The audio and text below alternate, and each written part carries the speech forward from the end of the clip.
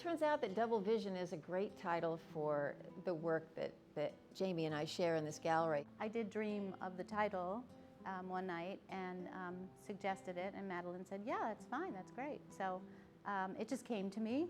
Well, I think the show came together much like the pieces come together, because Jamie and I thought change, exchange over a period of time. To sort of generate change in our work over a period of time by conversation and studio visits back and forth, and what would change as a result of that. The drawing that inspired all of this called Morphic Field, because it was built in a particular way.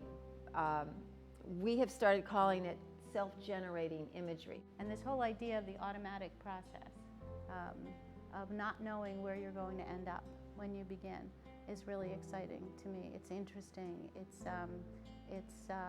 It's kind of like when you go to sleep and you dream, you don't quite know what's going to happen, but something always happens. Unknown Age was built the same way that we're talking about, where we start in one place and who knows where it's going to go, and the satisfaction of finding the images come together in a complete whole, and then it's done. And I knew I started with a line from a Merwin poem, "The bird lies still while the light keeps on flying." And I loved and remembered that line and began my work with that in mind. So when that happens, it's like magic, that the image really does manifest itself in some sort of way, and I feel like I'm the medium, or I'm definitely working with the ideas in some sense.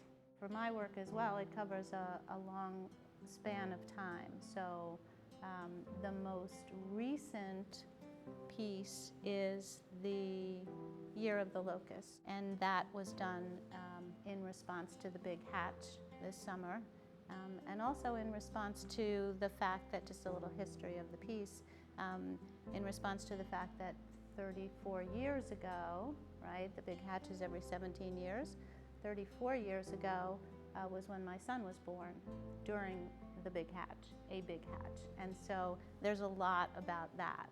Everyman, which is a sculpture of a man much like Icarus with belted on wing. When I first started making him, I was just really working in the ceramics studio, building the face of a man. And then I wondered who he was and what he did in the world. That's something else I do with my work, which is to invent a person, and then through visual objects and prints and paintings, tell his story.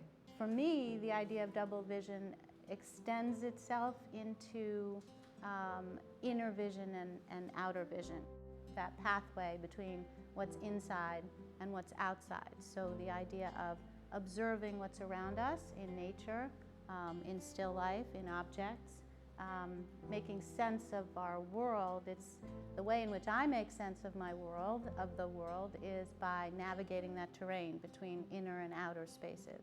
As these images evolve for ourselves, and as we see them reveal themselves to us, when people view these pieces, they come to it with their own experience, and they themselves find other meanings that are built on what we've presented. So the meaning continues on as long as the piece is viewed, which has another kind of intuitive feel to it for me too, the fact that the meaning evolves.